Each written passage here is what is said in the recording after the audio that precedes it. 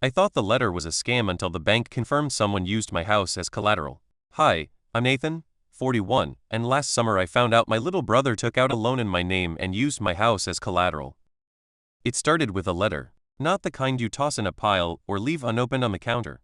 This one had that awful, almost metallic paper you only get from banks and lawyers. I opened it at 6:08 p.m. on a Wednesday, standing in my kitchen with half a microwaved burrito in one hand and my dog, Tater, barking at a squirrel outside like it owed him rent. Notice of default, it said. Failure to remit payment on loan hash 2,984,238 in the amount of $64,200 may result in foreclosure proceedings. I laughed out loud. Not a ha-ha laugh. The short kind you make when your brain glitches. I reread it.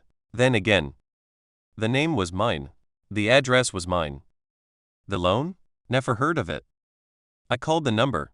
The woman on the other end confirmed it immediately. Yes, Mr. Caldwell, the loan was processed 8 months ago. Home equity line. Signed electronically. She said it like it was normal. Like I should know. I said I didn't take out a loan. She paused. Well, someone did. In your name? That was the moment I felt it. The oh no, it's family feeling.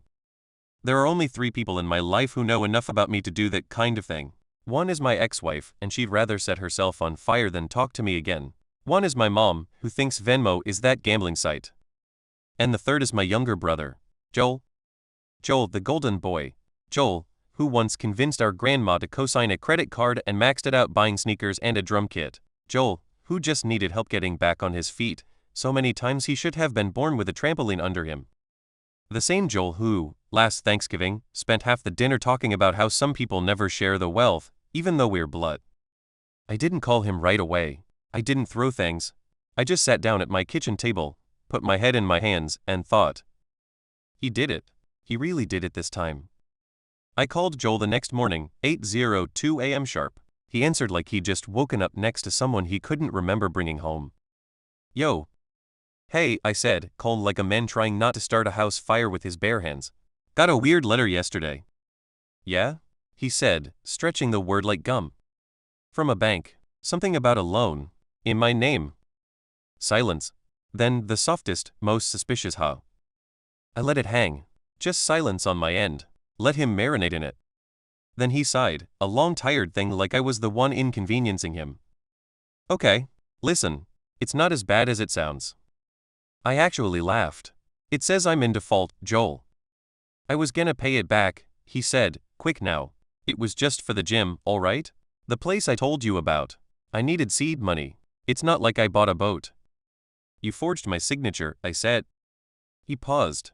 I had your info from when we filed that FAFSA back in the day. Joel, that was 2003. Dude, you're not even using the equity, he said. It's just sitting there. You have so much. I just needed a head start. There it was. You have so much. Translation, it's not stealing if I think you're doing better than me. I sat down on the edge of my bed and rubbed my eyes. You put my house at risk. No, I put my dream at risk. I swear I felt my blood slow down, not boil freeze. That was the moment I knew this wasn't just recklessness. Joel genuinely believed this was justified. I said, you have 2 weeks to fix this. Pay it off. Refinance it. I don't care. But I'm not losing my home because you think you're owed a shortcut. He got quiet. You'd really report me? Over this. And there it was. The guilt play. The family card. The unspoken rule. We don't rat. We don't escalate. We just absorb it. Yeah, I said.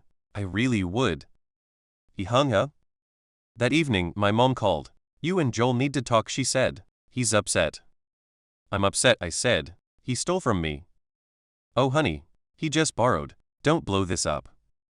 And I realized, to them, this wasn't a crisis. It was a disagreement. And I wasn't the victim. I was the difficult one. The selfish one. Kara, that's my girlfriend, sat across from me at the table, listening. She's the one who first said it. This isn't about money, she said. It's about access. He thinks your stability belongs to him. And for the first time, I let that sink in.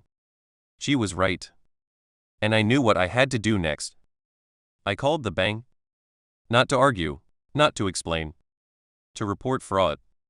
The woman on the line, Janelle, had the kind of voice that tells you she's been screamed at by 1,000 panicked customers and somehow still says Mr. Caldwell like it means something. She took my info, asked me to verify everything from my birthday to the color of the car I drove in 2008. Then she got quiet. I see the application, she said. And yes, it was e-signed. The IP address doesn't match your account history. I didn't say anything. She kept going. We can open a formal investigation. That'll freeze the account and stop collections. But, she paused, this may escalate legally. I said that's fine. Even though it didn't feel fine, my stomach was doing backflips. Because the second you involve law enforcement, it changes things. It stops being a family issue and becomes a criminal one. And no matter how right you are, there's a whisper in your head saying, you just burned the bridge. But here's the thing nobody tells you, the bridge was already on fire. I just stopped pretending it wasn't. 2 hours later, Joel texted. Just 3 words. What did you do? I didn't answer. Then the calls came. My mom first. Then my aunt. Then even my dad, who hadn't called me in months unless it was to fix his Wi-Fi. Every message had the same vibe. Fix this. This is family. You're taking it too far. Not one of them said, Joel shouldn't have done this. Kara watched me put my phone on Do Not Disturb, then took it from my hand and tossed it onto the couch. You know they're going to make you the villain now, she said. I nodded. I think I already am. And that's what hit me hardest. Not the debt. Not even the betrayal. But how fast they turned. How quickly I stopped being Nathan and became the threat to Joel's future. Not once did anyone ask me if I was okay. The next morning, Joel showed up at my house. I saw his car through the window and didn't open the door. He knocked, then pounded, then shouted through the wood, "You're ruining everything." Carta stood in the hallway, silent. I spoke without opening the door. You already ruined it, Joel. You just didn't think I'd push back. He hit the door once with his palm. Frustrated. Not violent. Just like a guy realizing his usual tools weren't working anymore. You're really doing this? I really am. A pause.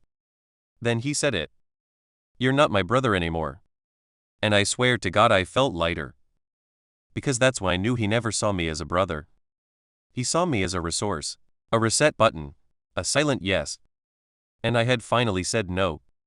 The official fraud investigation took 12 days. During that time, Joel went full scorched earth. He posted a screenshot of the loan statement on Facebook, slapped some caption like "Some people would rather see you drown than lend you a life jacket," and let the comments fly. Family joined in. Cousin Marcy, wow, blood really doesn't mean anything anymore. Aunt Lorna, disappointed but not surprised. Some people forget where they came from. Nobody tagged me. That would have been too direct. Instead, they treated it like a community theater play and I was the villain with no lines. Carta scrolled through it one night and said, "They're not mad you protected yourself. They're mad you stopped letting them decide the story." She was right. Again. I didn't respond to any of it, but I made a folder. Screenshots. Dates. Names. Just in case. Because part of me didn't trust Joel to stop at bad-mouthing. Turns out, I was right. The third week, I got a call from HR at my job.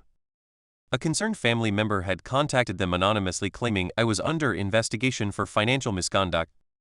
That sent a chill through me, not because it was true, but because Joel or someone close to him knew exactly where to hit. My HR rep, Kevin, thankfully had the good sense to call me directly. "Look," he said, "we're not taking it seriously. It's clearly personal, but maybe keep your circle tight for a while." I thanked him and hung up. Then I sat at my desk, stared at my monitor, and felt something harden in me. This wasn't a family fight anymore. It was character assassination. That night, I called a lawyer, real estate and identity theft specialist. $375 for the consult, worth every cent.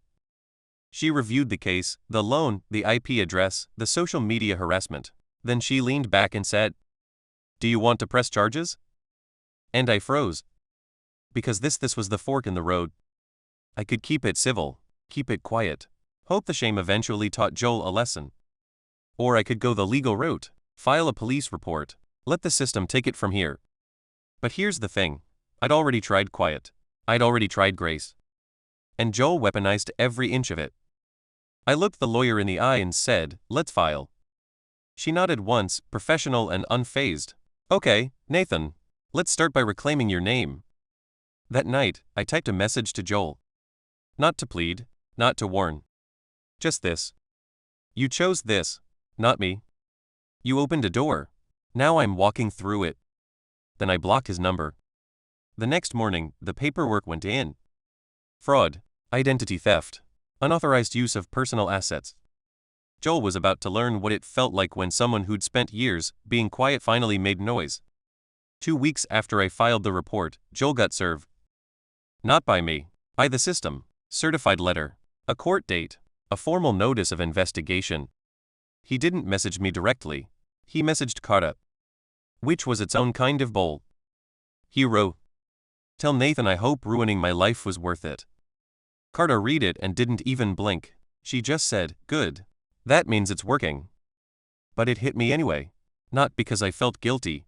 I didn't. But because that one line summed up everything about Joel, this belief that consequences were cruelty. That saying no was the same as an attack. The next time I heard his voice, it was a voicemail. "Mom's sick over this. You dragged the whole family into a war. For what? Money? Ego? You're not who I thought you were." I played it twice. Then once more. Not because I believed a word of it, but because I wanted to memorize the sound of him realizing I wasn't folding. Meanwhile, the bank closed the investigation. Officially confirmed fraud. The loan was reversed. My name cleared. I got a thick envelope in the mail, details, signatures, incident ID. It felt less like a resolution and more like paperwork that said, "You weren't crazy." Mr. Haskins, I hadn't told you about him yet. My neighbor, mid-60s, retired contractor, the kind of guy who smells like wood stain and knows everyone's business.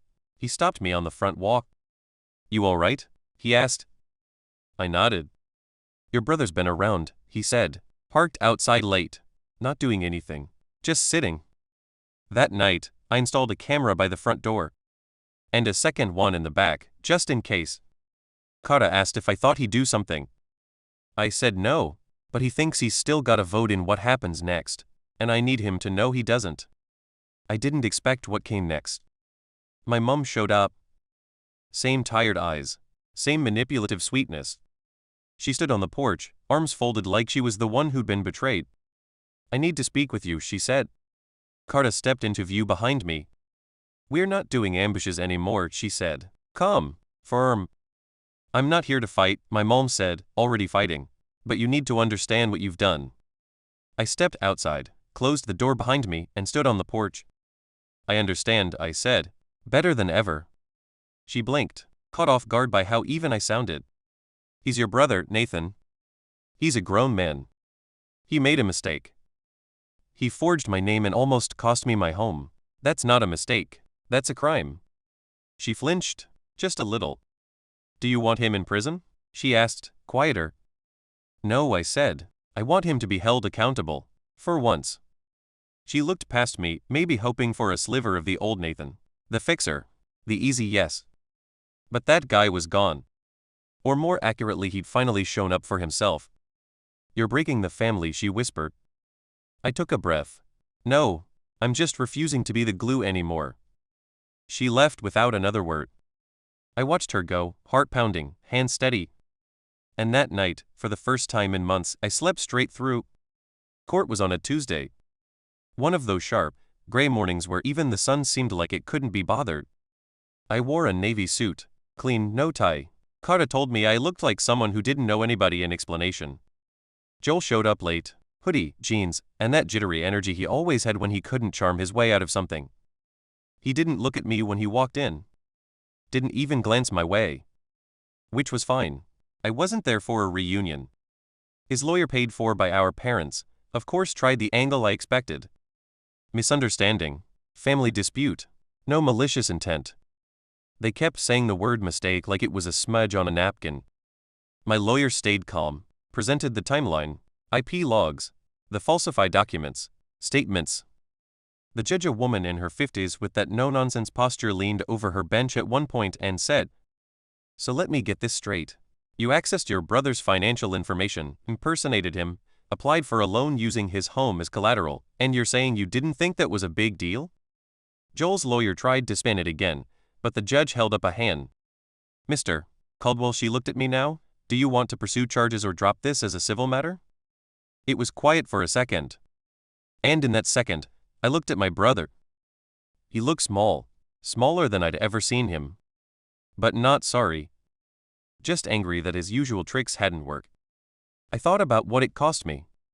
The stress, the lost time, the phone calls, the way my own family turned on me. Then I thought about my son.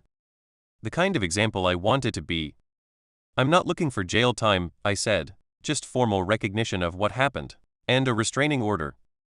Joel's head snapped up. The judge nodded. Done. It took 15 minutes. 15 minutes to end something that had been simmering for 15 years. As we left, Joel finally spoke. He muttered it as I passed him, not loud enough for anyone else. You really hate me that much? I stopped, turned back, looked him dead in the eye. No, I said, I just finally love myself more. Kara was waiting for me outside the courthouse. No questions. No I told you sauce. Just that quiet, steady presence. How do you feel? She asked. I stood there a moment, listening to the traffic, the hum of the city, the sound of no one chasing me anymore. Free, I said. And I meant it. I thought the court would be the end of it. That once the gavel dropped and the paperwork cleared, things would just stop. But if there's one thing I've learned about my family, it's this. Silence isn't surrender. It's strategy. The calls didn't come anymore. But the stories did. Joel told people I humiliated him to feel powerful. Said I used the system because I couldn't handle things like a man. I heard about it through mutual friends. Old high school contacts. A cousin I hadn't seen in 5 years who messaged me on Instagram just to say, I don't know what really happened, but I hope you didn't forget he's your brother. Right, like I could forget. I never responded, didn't correct them, didn't send receipts. Because by now I understood something Joel never would. When people only know the version of you that bends, the moment you stand up, they don't recognize you anymore. Let them be confused. The real shift came quietly. My uncle Rob, Mom's older brother, called me out of nowhere. We hadn't talked since I was maybe 19. He got right to it. Saw the court stuff. Heard the family drama. I braced myself. He said, good for you. I blinked. What? I left the state 30 years ago because of this exact dynamic, he said. No boundaries, no accountability, and if you tried to set a line, you were the bad guy. I leaned against the kitchen counter and just listened. You did what a lot of us were too scared to do, he said. You broke the pattern. That's not betrayal. That's bravery. I hung up feeling like I'd just found a chapter of the family story no one ever showed me. But the biggest ripple didn't come from family. It came at work. My manager, Tasha Sharp, no nonsense, 3 kids, and zero tolerance for drama, called me into her office one afternoon. I heard about the fraud situation, she said. I froze. From who? HR, she said. Don't worry. Kevin told me everything. You handled it clean. I nodded, still unsure where this was going. Then she said, you know, a lot of people would have buried something like that. Let it eat them alive. But you moved fast. Protected yourself. That's leadership. I don't know why that hit me so hard. Maybe because for so long I thought being quiet, being low maintenance, was what made me reliable. Turns out, being decisive was what made me valuable. 3 weeks later, I got offered a promotion. Senior operations lead. Better salary, better hours. A team of 4 reporting directly to me. I didn't ask how much Joel would have hated that. But I did think about it. Briefly, then I let it go. Kara and I celebrated with pizza on the floor of our living room, our little tradition whenever something big happens. Our son asleep in the next room, Tater curled up between us like a foot warmer with judgmental eyes. She looked at me and said, you know what I love about you? What? You don't need to win loud. You just win clean. I smiled, took a bite of pizza, and realized something that made my chest feel light. I hadn't just closed the door on Joel. I'd opened one for myself. For the version of me that didn't exist solely to carry other people's chaos. The version that believed peace wasn't something you earned by staying silent. It was something you chose and then protected like hell. The funny thing about peace.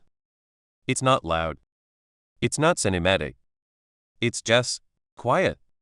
Quiet in the way my mornings started to feel. No unread messages vibrating on the nightstand. No phantom guilt waiting in the pit of my stomach before I opened my front door. Just stillness. To space. 3 months after the court hearing, Joel moved 2 towns over. Last I heard, he was couch hopping between friends, blaming his spiral on me, telling anyone who'd listen that I overreacted and ruined his shot at a new life. I didn't care. Not out of spite. Out of clarity. Because when someone refuses to take accountability, you stop waiting for closure from them. You become the closure. And once you do, you stop chasing the apology. You realize the silence is louder than any sorry they could have given you. Carta and I eventually bought a new couch. A big sectional, charcoal gray, the kind you fall asleep on during Sunday movies. We saved for it slowly, paid in full. No credit cards. No drama. Just grown adult decisions made in a house where no one was secretly borrowing your future. Our son started kindergarten. His first art project? A drawing of our safe home. Stick figures. A sun with sunglasses. A big brown door with a lock he made sure to draw in red crayon. Kids don't always know the full story. But they know when something changed.